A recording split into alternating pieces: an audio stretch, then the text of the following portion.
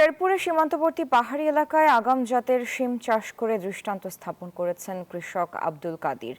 তিনি জানান, অসময়ের এই শিমের বাজার দর বেশ ভালো। এরই মধ্যে 10,000 টাকার শিম বিক্রি করেছেন। আরও 50,000 টাকার শিম বিক্রি হবে এমন আশা তার। শিম উৎপাদনে আগ্রহীদের সব ধরনের সহায়তার আশ্বাস কৃষি কর্মকর্তাদের। জুবাইদুল ইসলামের তথ্যচিত্রে ডেস্ক রিপোর্ট। জমিতে আবাদ করেছেন আগাম জাতের শিম। চারা লাগানোর 3 মাসের মাথায় ফলন আসা শুরু করে। চলতি মাস থেকেই শিম বিক্রি করছেন। বাজারে কেজি প্রতি শিম বিক্রি হচ্ছে 150 থেকে 200 টাকা দরে। প্রতি বছরে আমি সিম চাষাবাদ করি। এর আগে কেরালা সিম চাষ করছিলাম। তো এবার আমি বাংলাদেশ কৃষি গবেষণা থেকে উদ্ভাবিত নতুন একটি জাত বাড়ি 7, এটা গ্রীষ্মকালে শুধু চাষাবাদ হয়। এই সিমটা গ্রীষ্মকালে চাষাবাদ করার ফলে মানে টাইমে আমরা মৌসুমে সিমটা পাচ্ছি।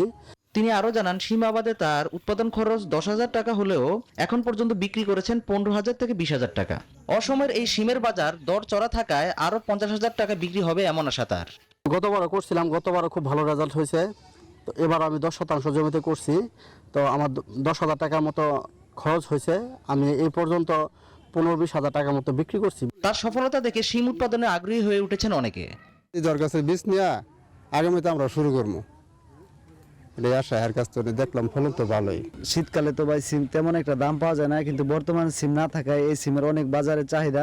শেরপুর কৃষি সম্প্রসারণ অধিদপ্তরের উপপরিচালক জানান, বাড়ি 7 জাতের শিম উচ্চ তাপ সহনশীল, তাই গ্রীষ্ম মৌসুমেও ফলন ভালো হয়েছে।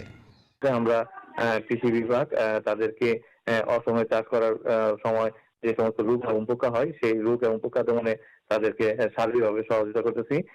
তাদের দেখা দেখি আমাদের অন্যান্য কৃষি উদ্যোক্তা বা যারা কৃষক আছে তারাও এই সিম চাষে উৎসাহ পাচ্ছে। শিম আবাদে মাঠ পর্যায়ে কৃষকদের সার, বীজ সব ধরনের সহায়তা করছেন কৃষি কর্মকর্তারা, এমনটাও জানান তিনি। Desk report, news 24।